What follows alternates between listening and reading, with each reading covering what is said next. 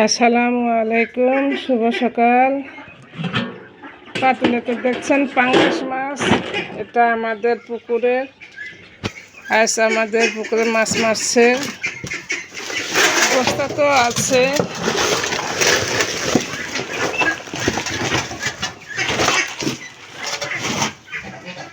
এগুলো সব আমাদের পুকুরের মাছ। এখন এই মাছগুলো আমি কাটবো বসে।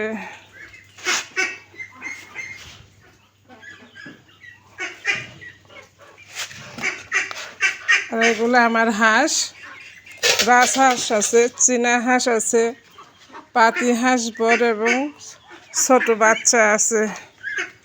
এগুলো পাতি হাঁস রাখার জন্যে এই ঘরটা বানালাম। এখানে পাতি হাঁসের বাচ্চা, পাতি হাঁস আর চীনা হাঁস রাখবো।